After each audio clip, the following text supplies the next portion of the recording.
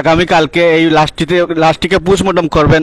Post-mortem করে যদি কোনো আলামত পান বা ওদের জিজ্ঞাসাবাদে যদি কোনো তথ্য পান তাহলে হয়তো মামলা হবে এবং গ্রেপ্তার দেখানো হবে। দর্শক,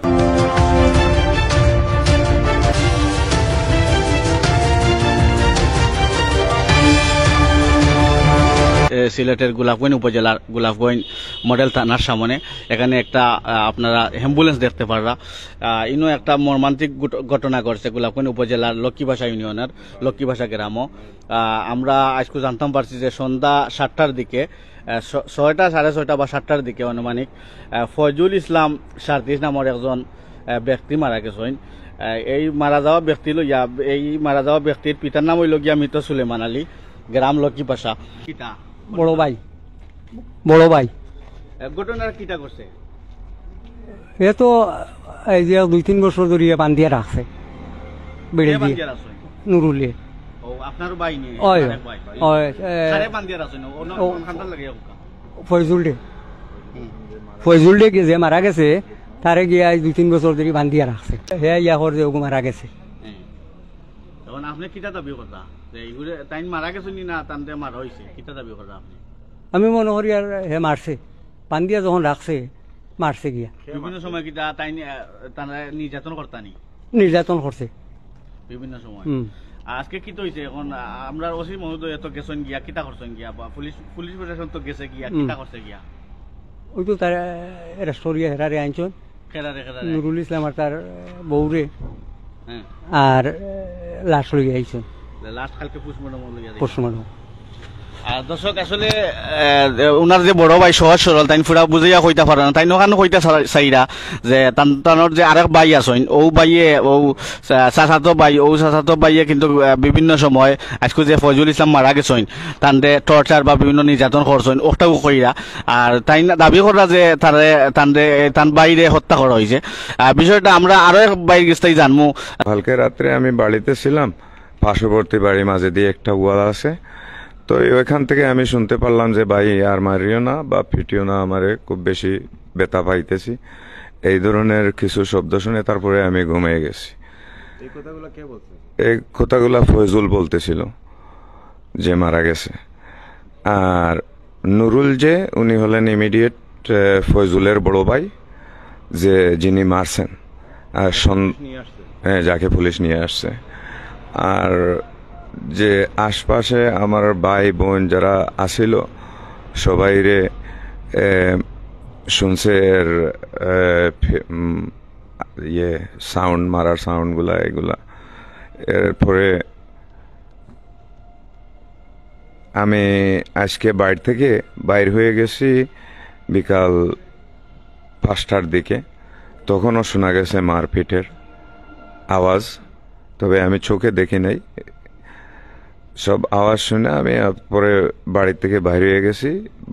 বাড়িতে বাইরে যাওয়ার 1 ঘন্টা পরে আমার কাছে ফোন গেছে যে ফয়জুল মারা গেছে। এখন বাড়ির থেকে পুলিশ আসছিল, পুলিশ আসে পুলিশে রিকাভার করে লাশটা নিয়ে থানায় নিয়ে আসছে। আর আমরাও থানায় আসছি।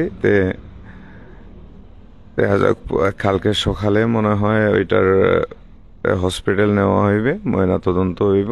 তদন্ত হওয়ার পরে দরিয়া আনা হয়েছে নুরুল ইসলাম, যা ফয়জুলের আফন বড় ভাই, আর ওনার ওয়াইফ স্বপ্না বেগমকে।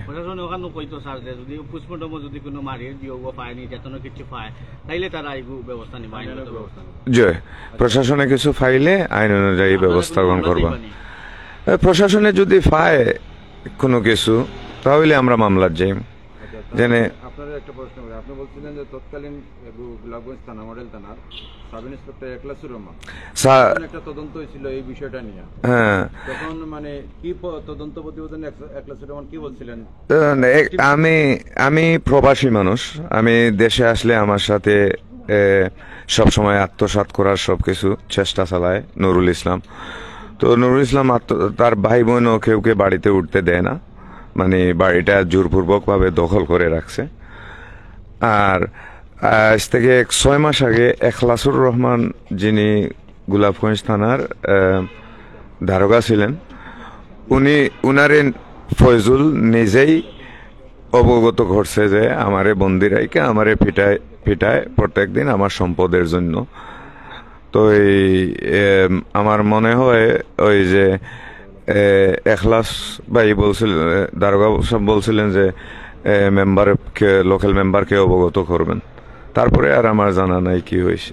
আমি ওনার বনি জামাই যে মারা গেছে হাসান আহমদ, আর আমরা ধরো 15-16 বছর ধরে ওই বাড়িতে ওই ফ্যামিলিতে আসতে পারি নাই ওনার জন্য, ফৌজীয় নুরুলের জন্য। আইজ আসছি, আসার বাদে দেখছি ওয়ালের হুসাইতে মারামারি করতো, আমরা ধরো আসবার দিত না নুরুলে, এই সম্পত্তির লাগে বুঝছেন মারামারি করতো। মানে সম্পত্তি হইলো ভাই বোনের সকলের, হে একলা বুক করে। 2 নম্বর হইলো আইজ আমি আসছি, আসার বাদে চাচার তো বাইরে ঘরে আসছি, আসার বাদে ওর মায়ের শুনছি আমি ওয়ালের কান্দা থেকে বলতেছে আর মারিও না, আর মারিও না। বাদে দেখা যায় তোরা বাদে আর মাত নাই তার বাদে। ও যে মারা গেছে হে বলতাছে, আমি ফয়জুলে বলতাছে, আমি হুসাইতে শুনিয়া যে হে শুনছি ওয়ালের হুসাইতে। ওইল গিয়া আমি সুষ্ঠ তদন্ত চাই, সুষ্ঠ যদি নে মারিয়া থাকে সুষ্ঠ বিচার হইতো। ওখানে নির্দোষ মানুষের সাজা চাই না, সুষ্ঠ অপরাধী হইয়া থাকলে তার বিচার আমরা চাই, আমরা মুসলমান চাইতে।